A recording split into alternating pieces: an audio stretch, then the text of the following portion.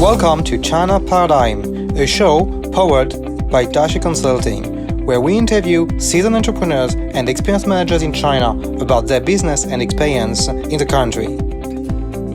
Hello everyone, I'm Matthieu David, the founder of Dashi Consulting and its podcast China Paradigm. Joining me today, it's very exceptional, joining me today in a very little way because the guest is right in the office of Dashi Consulting. It's the first. Last podcast was the first for me to go to the guest office, and now there is the first of the guest coming to our office. And joining me today is Carole Gabay, and we knew each other from an initiative you had called COVID Minute. We talk about it more deeply later on. But more generally speaking, you have been in China since 2013, and you are describing yourself as a market analytics expert. So you have developed what you mentioned as market analytics capabilities. And that's an interesting point. You present them as products. You present them as capabilities with frameworks, where most of the consultants say basically we adapt to the client. We do what the client needs. And you come up with some framework capabilities. We are going to go more in depth in understanding. You have been overseas for more than 13 years in Japan, in Switzerland, and in China for 7 years, which is quite a long time. When you exceed 4 or 5 years, you become a veteran in China as an expat. And you have worked in the past in Nielsen, Ipsos, Novartis, Bayer, and currently in partnership with DRCOM, you work on some cases, DRCOM being a digital agency specifically focusing on healthcare. So we can have an understanding that you developed a strong interest and expertise in healthcare too. Thanks for being with us, Carole. So what projects are you currently working on, and what would be the best description of what you call market analytics capabilities? Hello, Matthieu. I'm very, very happy to be here. So I'd like to describe you the market analytics capabilities, which is actually the result of a 25-year career in market analysis. I started at Nielsen when I was age 20, not even age 22. At a time where there was a transformation from paper, from books to first, computerized information. And I switched to healthcare industry in 2003. So after 10 years in the consumer goods industry, I moved to pharmaceutical industry. It was a headhunter offer, and at Bristol Myers Squibb in France for Europe headquarters. And when I spent 5 years at Bristol Myers Squibb building market analysis tools on the various pieces of market research that they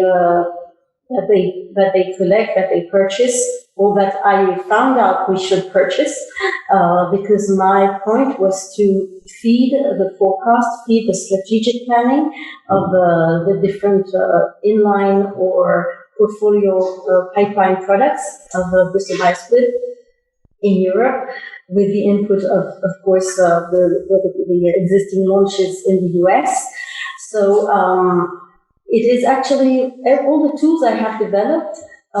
They are just tools that I developed myself as a user of those tools, of those market research studies, and basically taking from a PowerPoint format into an analysis tool. And I did them with the standard tools of Microsoft.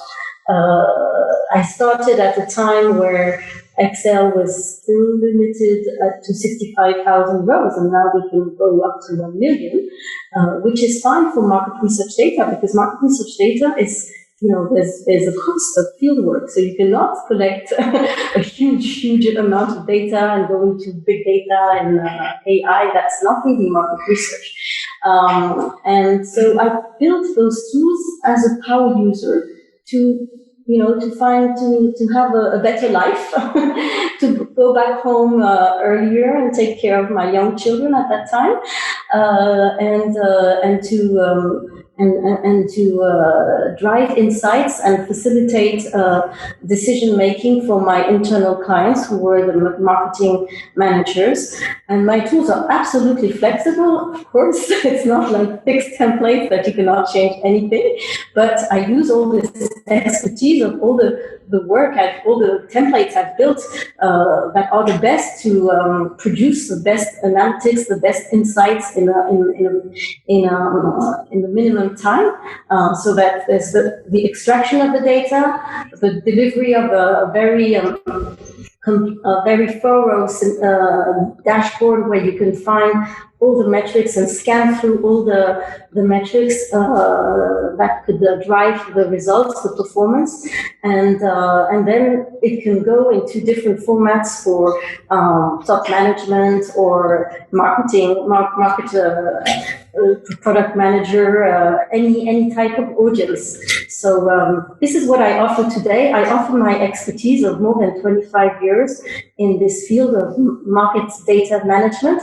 I have a specific, I work a lot in healthcare because I have a very good knowledge of the market research data sources, IQVIA, which is formerly IMS, which is the equivalent of Nielsen, which has different databases on sales and also prescription and patients data, and but also activity, territory level, hospital level.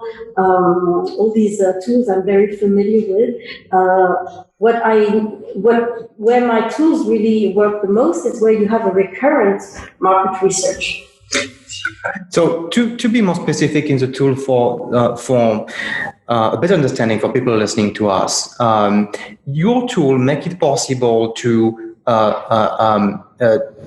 process and analyze a series of data. You have to have harmonized data. So you insist on the data management, right, through your tools. Would you mind describing maybe one tool with more precision and how it can help a company?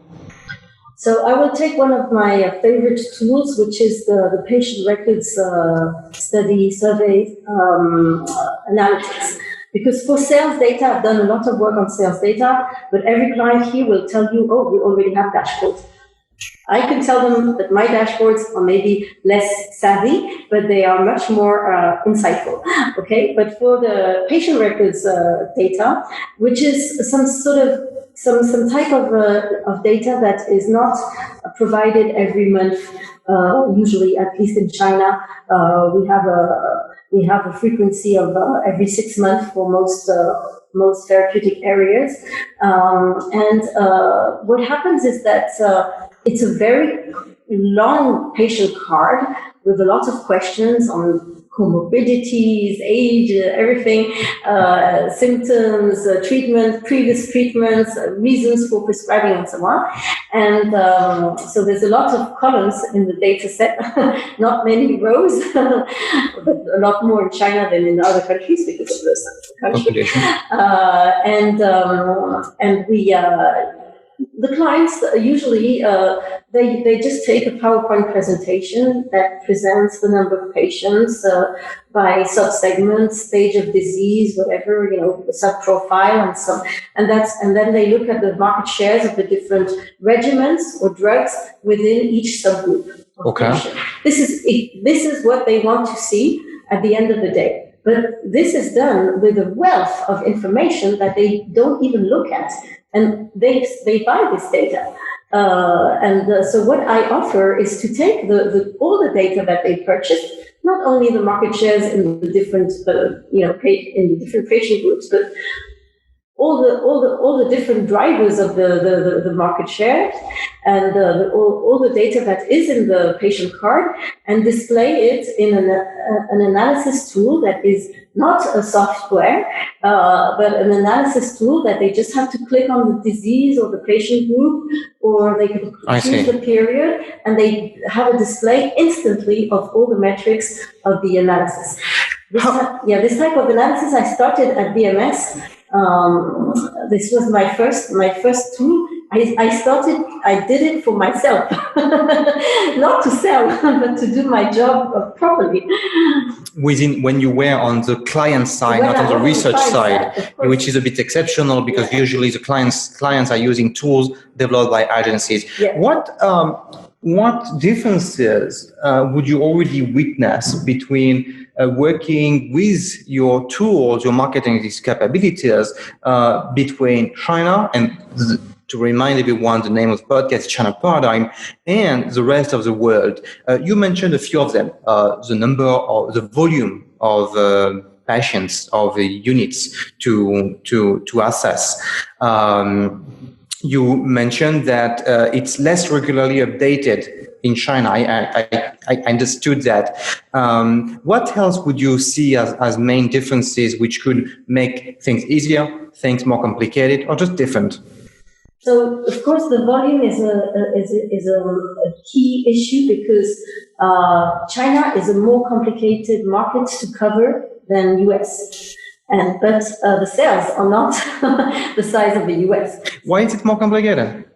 Because of the provincial, decision making on prices and all the biddings that are at provincial level. I see. What you're saying is that a lot of decisions are made at provincial levels, even more than in the US would be at the state level. I don't know as well the US, of course, but no, the key difference is the price of drugs.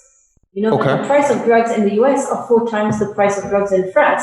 Yes. Okay. So probably China, I don't have the difference, but it could be even more. Okay. So even for the price of drugs makes the market much smaller. The market access, that means the number of patients who can afford to get those drugs, because in China, not everybody has a full coverage of treatments. A drug like Humira, which was the big blockbuster, $10 billion, doesn't have a lot of patients in China because not everybody can afford it. So it's very different. So the price makes the market size smaller, not the number of patients, unfortunately. The prices make it smaller, and so you still have that complexity, and you have a lot of different companies who market the drugs, because there's a lot of Chinese generic drugs that block the market. So you can have a blockbuster. When it goes generic, you have just overnight 50, 60 drugs on the market. And in Europe, you would find for the same drug within a country, maybe 10 products. In maybe the US, you would have that many. So more intense competition in China, you feel that? Well, the volume of the data is bigger, and that means the processing will be more complex. But still, you cannot sell the data, or you want to sell the data more, more expensive to cover your cost of data processing. But the market size is smaller. So that's why the companies may not buy all the cities, for instance. IQVIA, I think they offer more than 55 cities, but some top companies like Sanofi would only buy 35. I see. I already see something like as a hint for the future of healthcare with the development of insurance. We know that the insurance system is opening up to foreign players now.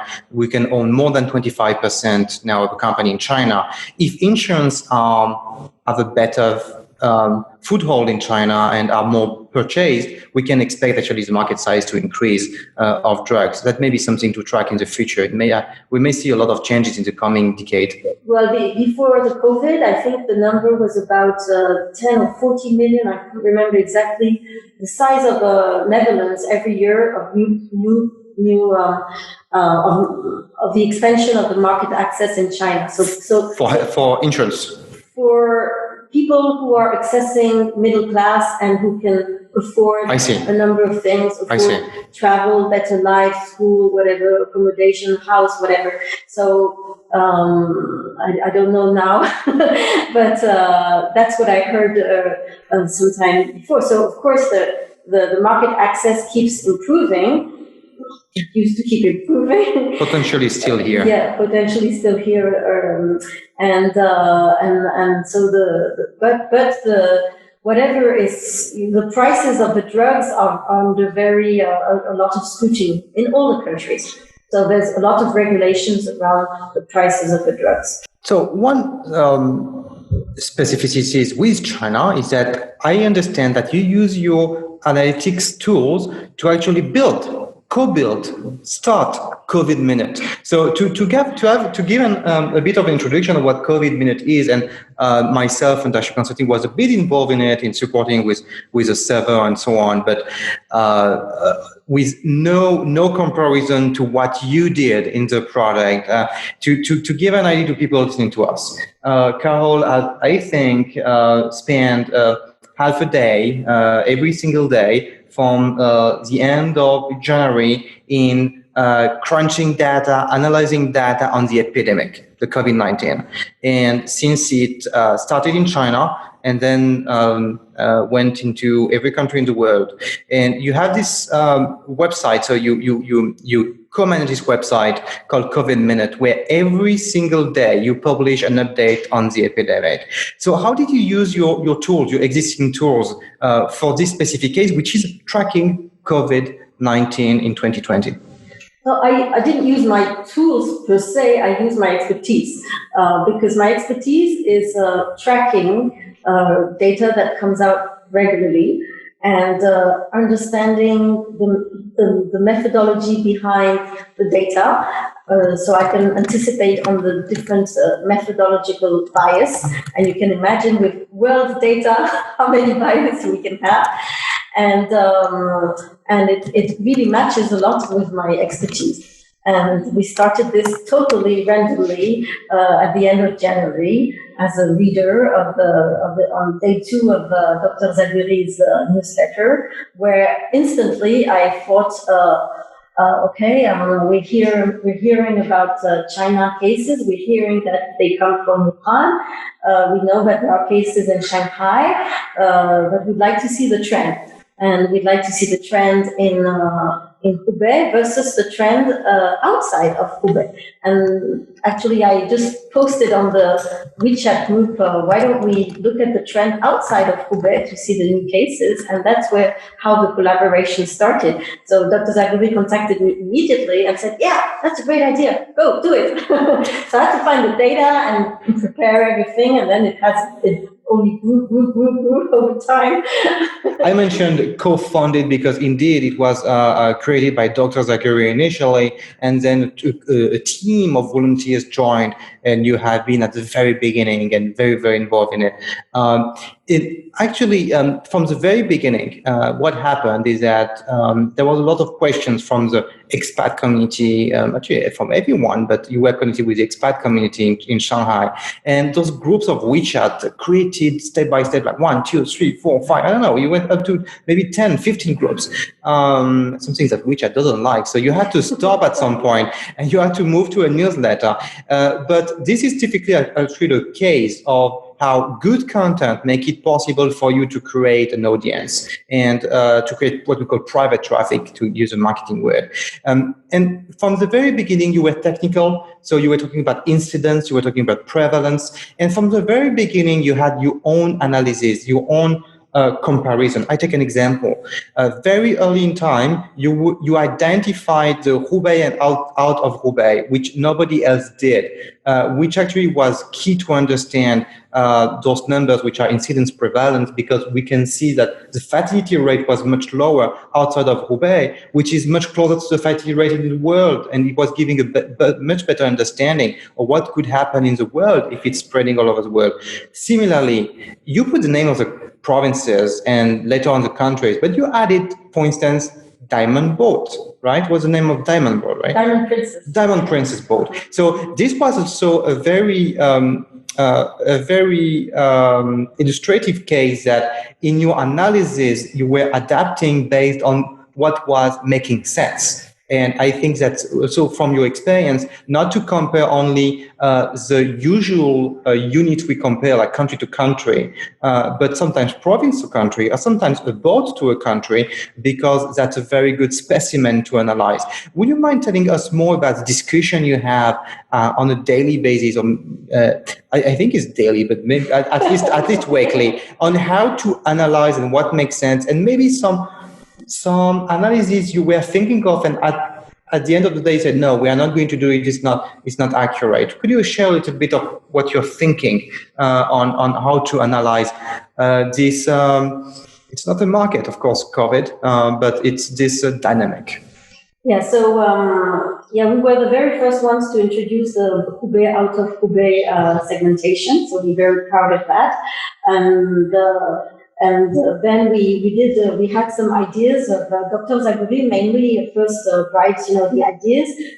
He wanted to check this Diamond Princess epidemic, because it's very interesting to see. It was the first cluster that appeared on the epidemic, and the cluster means that everybody's going to be tested. So when everybody is going to get tested, we're going to know how many people are asymptomatic, how many people get infected, how many people will develop symptoms or severe forms, and so on. And when they are well tested and well taken care of, because it was the beginning of the epidemic. And then we did some comparisons with another cluster, like the Charles de Gaulle boat, in France, where the population was totally different, because we had retired people on the cruise ship, and very fit young men on the military, because Charles de Gaulle boat is a military boat. Yeah, on the Charles de Gaulle, and it was interesting to see that on Charles de Gaulle there was more infected people because they were living together and having drinks and parties together, but the rate of severe cases was much lower because they are much younger, and there were no fatalities. There were only two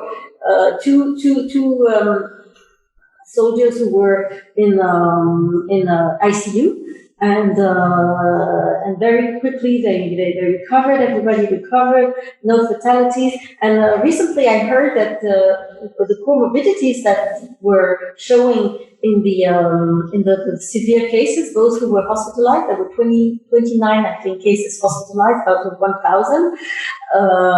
It was mainly overweight.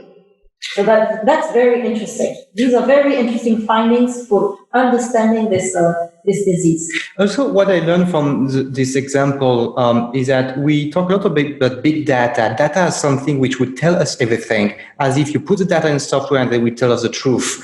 But in fact, you need a thinking, a rationale on what to look at, right? Because if you look just at a country or a province, you would not be able to conclude on just what you said, that the comorbidity, it's very difficult to pronounce, but the disease which would actually push the fatality rate would be much better analyzed by comparing the Diamond Princess boat and the military Charles de Gaulle boat, because the military boat, the war boat, is made of fit people, young people, whereas the Diamond Princess boat, which is a cruise, is made of more retired people. So it shows that qualitative analysis actually has to be embedded with quantitative analysis. Do you have the same experience that people want a lot of quantitative analysis, but at the end of the day, you need a qualitative embedded in it, right? So what is fascinating with this epidemic is the number of drivers of the result, which is going to be the fatality rate. And it's the people, the sociological characteristics of the country. So we did last week an analysis we did an analysis on Africa, where we know that the pyramid of ages is pretty young, so less people get infected. We have the nursing home cultural impact. So all what the Zachary called the vieille Europe, the old Europe, very badly affected because it's mainly 50% of. I just picked up the Spanish numbers today from a reader. And today is 25th or 26th of May. Today, I don't. Today is 27th of May. 27th of May. So for people listening to us, because we may not publish immediately. And so we are about 50%.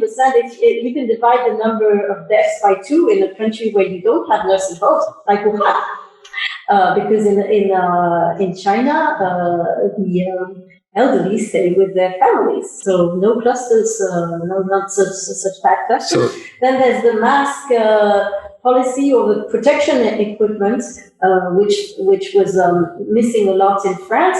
We have the latest numbers I compiled are assessing that we have 26% of the infected people are from healthcare workers in France, compared to 5% in Wuhan, compared to 10, 11, 12% maybe in Italy. So what conclusion do you have on this? Because we didn't use enough masks, or is it because people go to hospital very quickly?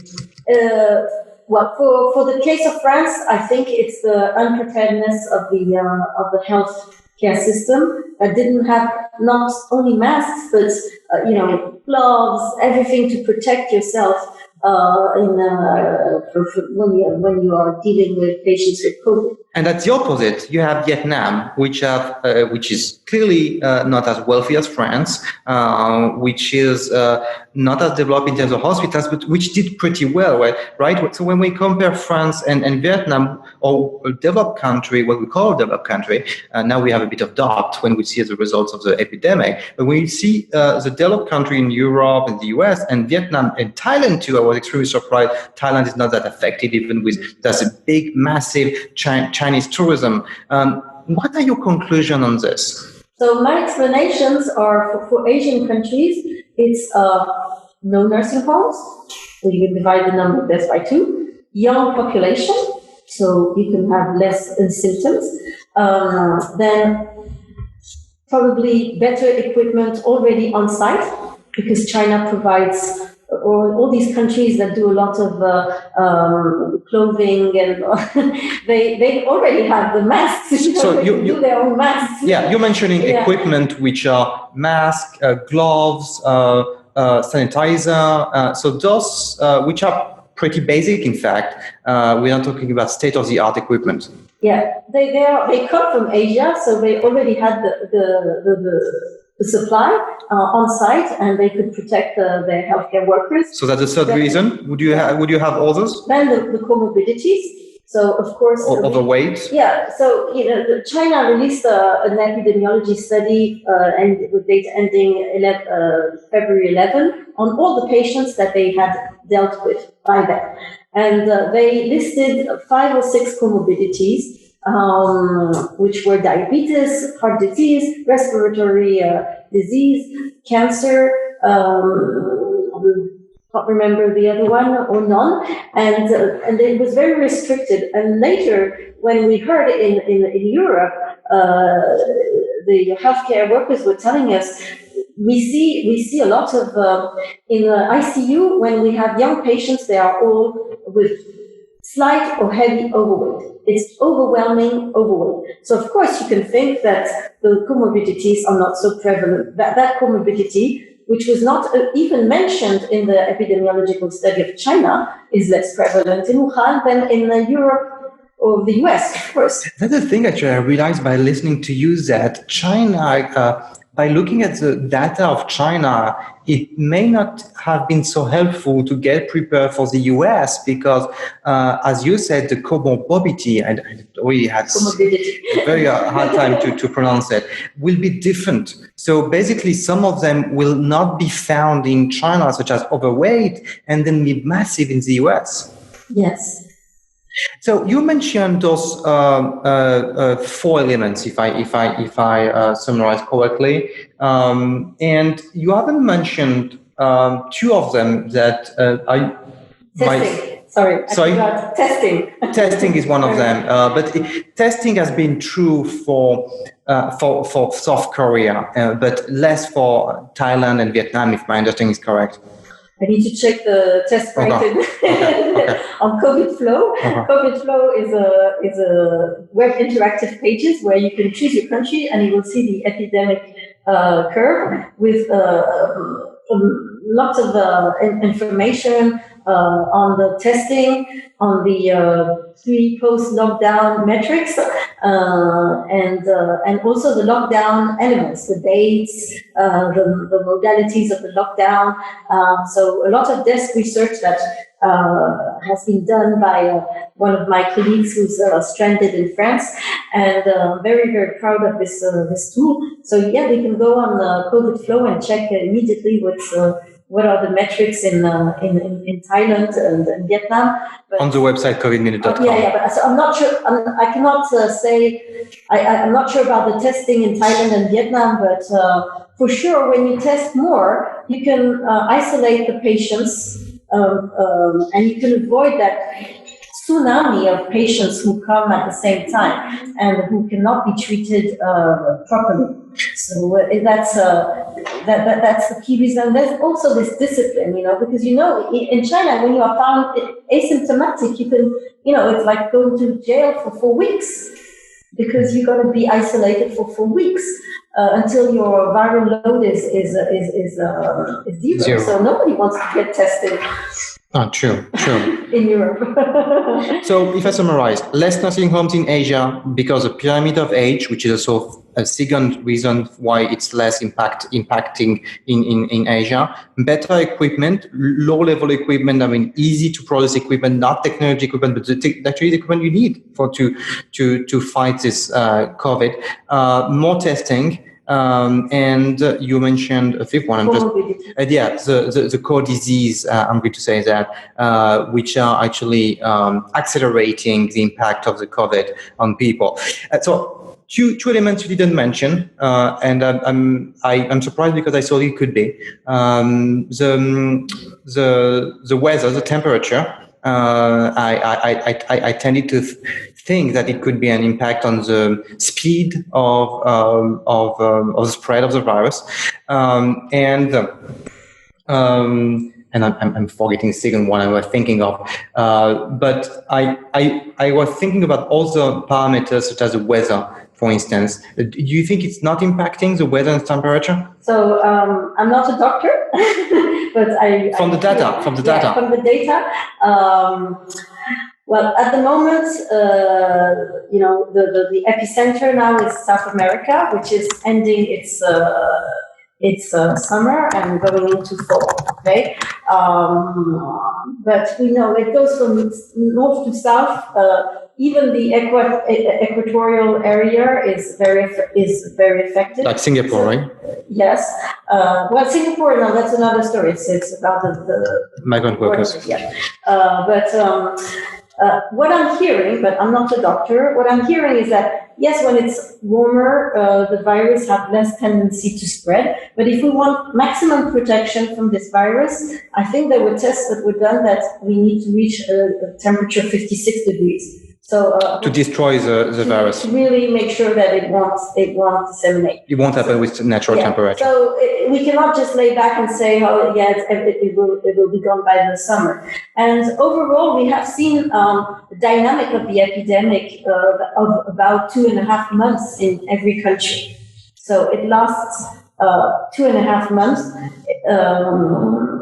With or without, we have to see without lockdown, but with a efficient lockdown, it lasts 2.5 months to be clear that we are far away from the peak, and that in the next wave there will be only clusters. Because I don't believe in second wave. This is just interesting to scare people. So your conclusion is that second wave has never happened in any country, and it doesn't make sense, also rationally speaking, based on the data and the logics, right? The only country where there was a second wave was Singapore, which is a mini country. But is it second wave, or is it just people coming with a... It was just that they didn't have a proper wave at the beginning. They had a few cases coming from China. They locked the borders very quickly, and everything was going well. And then what happened is that they had re-imported cases that they didn't quarantine.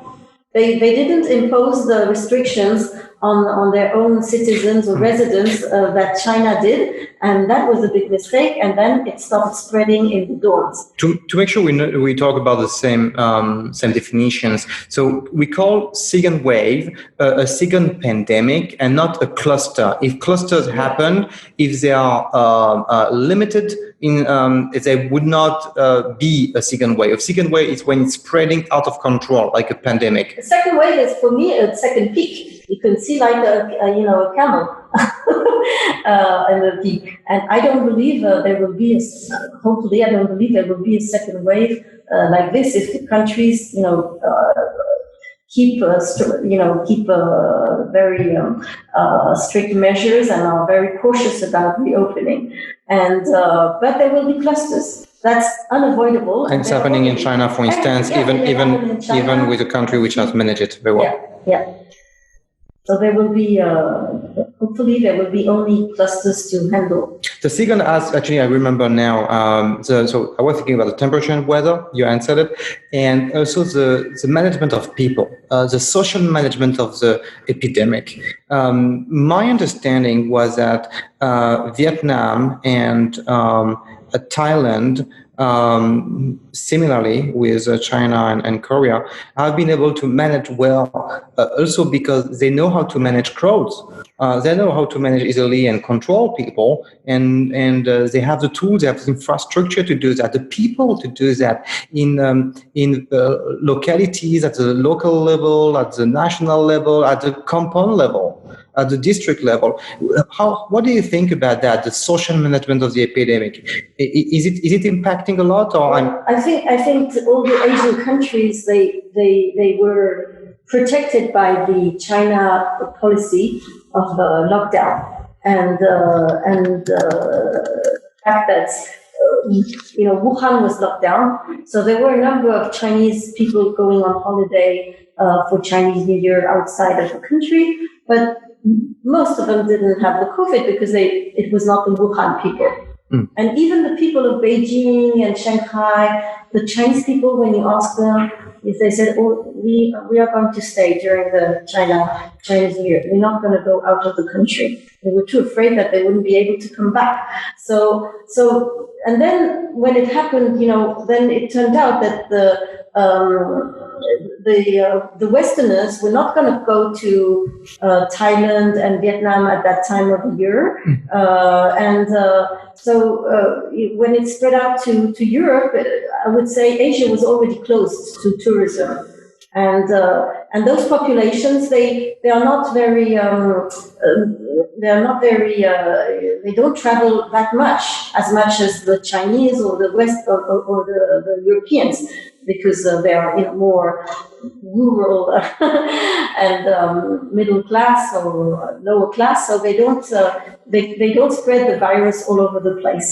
So I think these countries were protected in the spread of the virus by that.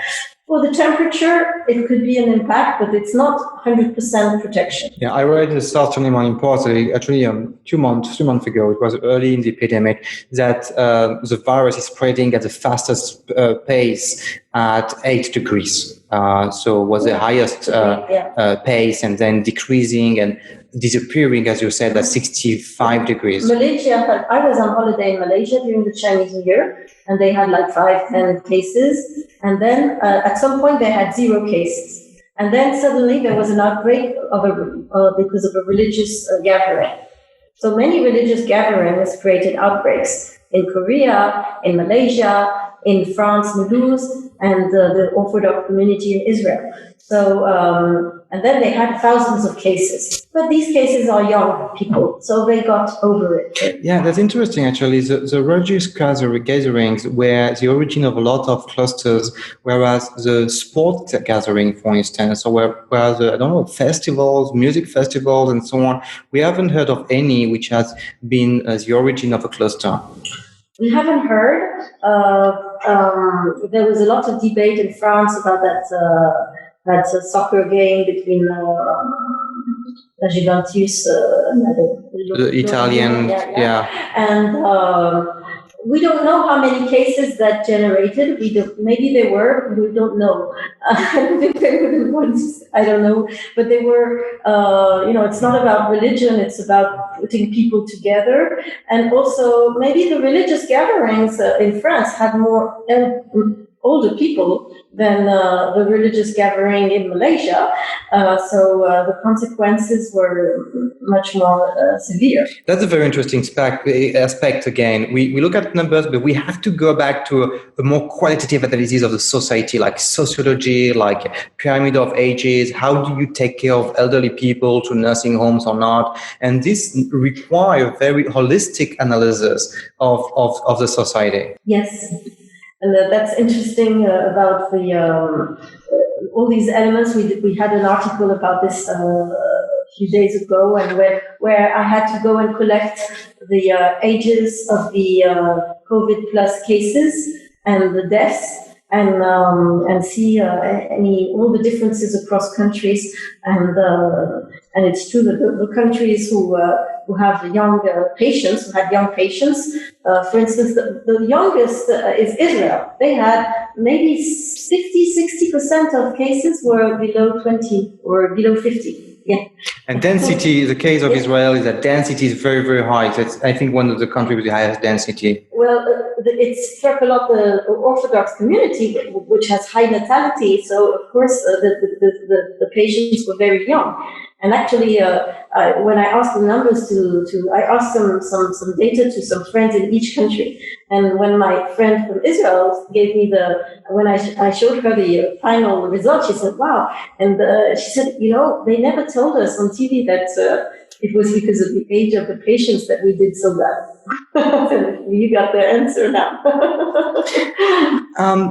Every day you come up on COVID Minute, you Dr. Zaguri, and the team behind it, with a specific topic, a specific editorial line. Could you tell us a bit of how do you work internally on choosing the topic and developing on this topic? And do you explore a topic without knowing actually what would be the outcome? You have a precise idea of what would be the conclusion before going into the topic? How do you define all this? So Dr. Zaguri consults with his friend Dr. Bashir Ahmani back in France, and they speak every day, and they talk about what they're going to publish the next day.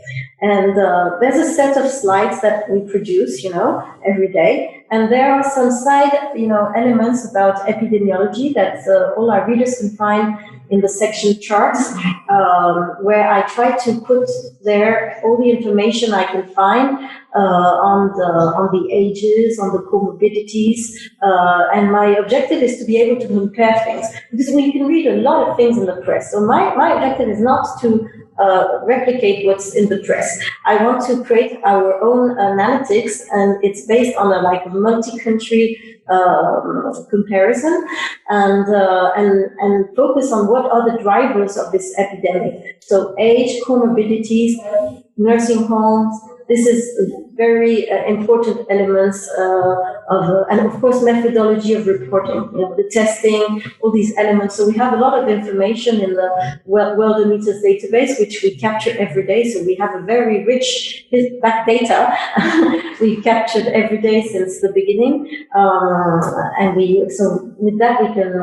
I think we can also provide great modeling data for scientific researchers to model the end of the epidemic.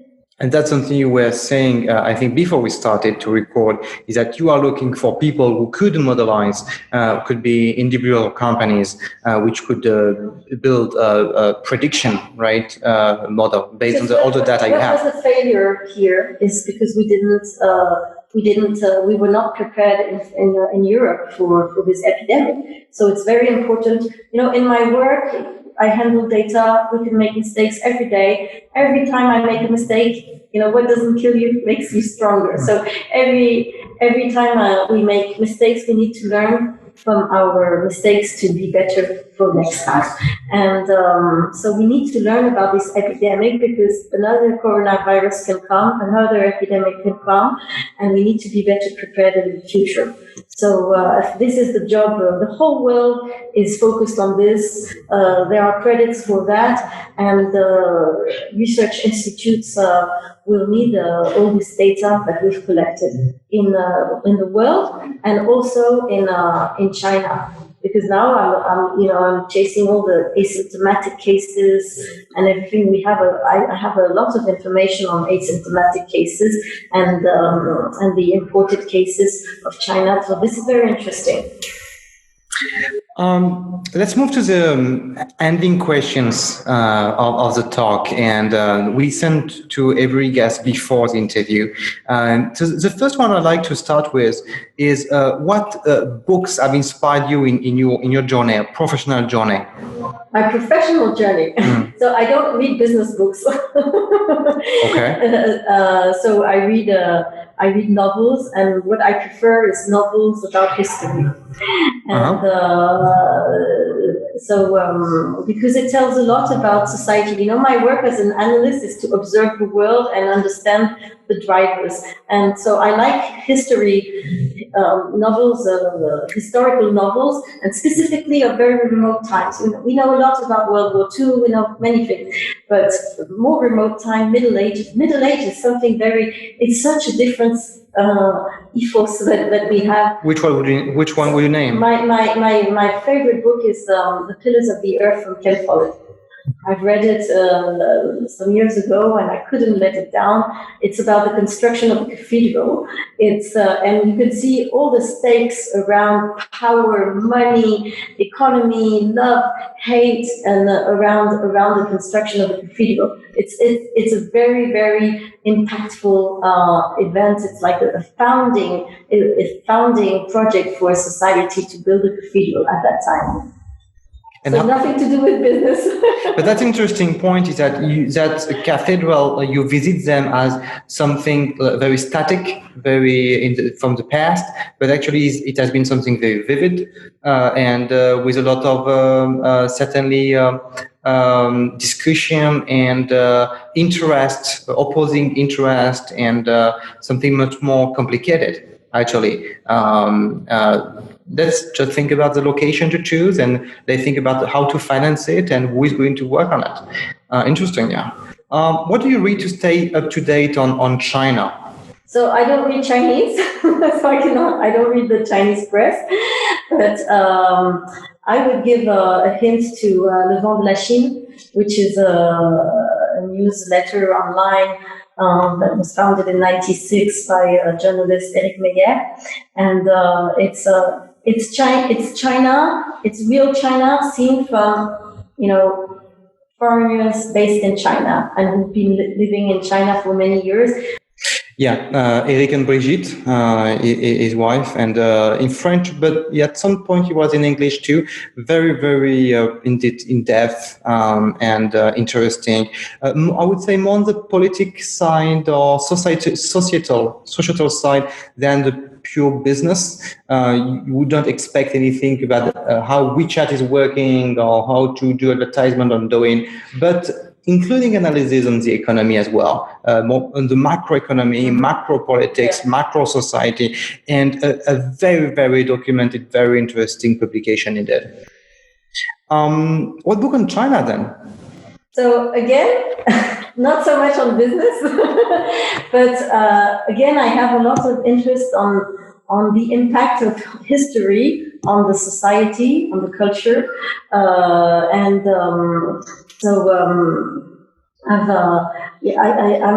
I would be interested in anything, the Cultural Revolution, the one-child policy. This has so much impact on what China is today. And I read, in terms of books, if you're asking me books. Books could be movies or could be books. Yeah, so I read several books about I'm fascinated by the Jewish history of Shanghai and this refugee period in the 30s. and I read several books on it. Shanghai La Juive, Michel Turcan. I read Stateless in Shanghai. Mrs. Williams, and also Rina Krasno, Once Upon a Time in Shanghai. So these are just histories of, stories of individuals who went through this time. In the 30s mainly, right? And, some were refugees, pure refugees who came from Germany and Austria, and some were Russians who came from the pogroms. So then Russia. It was early 1970s after the Bolshevik Revolution, right? So and that it tells a lot about what Shanghai was at that time, with the concession time and the beginning of the band and all this story of those. And have you read anything about, I'm curious about it, about the Jewish community in China who has always lived in China, because there is a Jewish community, I think it's in the middle of China, Henan, yeah. in Henan. Have you read anything about this? Documentation? Oh, you went there. You met with them. Do they still read Hebrew? Well, they were collateral victims of the issue with the Uyghur community. I see. So they started reviving, and they started having some gatherings and claiming their historical background, because those are the descendants of Jewish merchants on the Silk Road. And they established in Kaifeng. So roughly when? Dynasty. Oh, Kaifeng was the capital of China at that time, so that's why they're in Henan. 11th century. So old. Yeah. I see. So of course, if they are not Jewish, if you go ask a rabbi, they are not Jewish now. But they kept their culture. And it's a bit of syncretism with all the culture, all the habits which are purely Chinese, and. But now it's like China has not very active. They don't want to talk about it anymore. So I went there after they blocked everything. They closed down the museum. They asked the community not to have any contact with foreigners or anything, and they removed the artifacts from the museum, and they don't talk about the Jewish history of Kaifeng anymore. And it's not because they are against the Jews, it's because of the Uyghur issue. I see. Surprising. Talking about question I ask always to end the interview, about a success you have seen in society or failure you have seen in society in China. We are in China paradigm that could give a hint of what's going to happen in the future, a bigger wave. Would you have anything to share which could give us an idea of changes in society and innovation? So I had prepared about my business, but we didn't talk enough about it.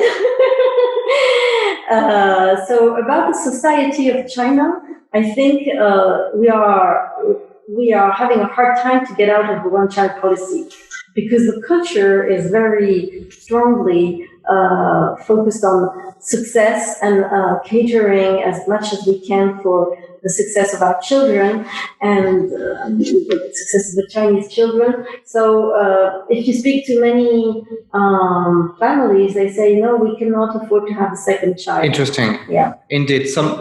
I remember we were interviewed by journalists a few years ago, it was 4 or 5 years ago, when the one-child policy stopped, and our assumption was it would not go to 2. It would not go.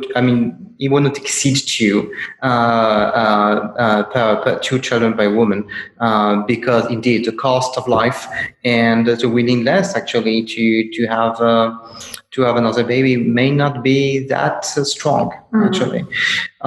What about success you have felt very surprising and which could give an idea of what's going on in China? So I think with the COVID minute and with this out of Hubei segmentation, we had the right product at the right time. Because when we started displaying it, everybody was curious about that, and they didn't we were the first ones to display it, and people say, yeah, that's exactly what we need, and that was the great success of our adventure at the very beginning with Dr. Zagouri, and with the support of the Union des Français de l'étranger, who also facilitated all that in the first few months. And what it shows too, I think, is that when you have a good content, when you have a very unique, interesting, useful content, the word spreads. People read even if you don't spend marketing money. So for every company, brand listening to us, content is king, and curate your content, create unique content, and maybe spend it a bit after, but focus on the content. I think that's a key learning. We can see that we are in a world where accessing to audience is basically costless. If you have a good content, people spread the word. We have no fundings, so exactly. We are a volunteer initiative, and so of course we cannot buy exposure here or there, and we've had a few spontaneous sponsors, and we can see that our content has a lot of value compared to many initiatives over the world, which can be very tech savvy, nice maps, nice interactive things, which we have also, but very little content about analytics and what are the drivers of the metrics on a daily basis. Because of course there's a lot of articles that are very interesting, but we produce this every day. Yeah, and the position, so it's about positioning yourself, positioning as a daily source of information. So it's critical to kind of thanks to the market analytics capabilities, we can produce this every day. Yeah, exactly. New data, unique data, and it's creating update process. This is my field of expertise. And it's creating stickiness. I remember people following you and saying that we follow every day because in some way it's a matter of I'm not sure I can say that, but it's a matter of life and death to know what's going on with the epidemic. So you want to know, you want to follow, and that's creating the stickiness. Thank you very much, Carole, for being with us today. It was very interesting. I was looking forward to interview you on COVID Minute. Thanks everyone for listening, and stay safe. Bye-bye, everyone.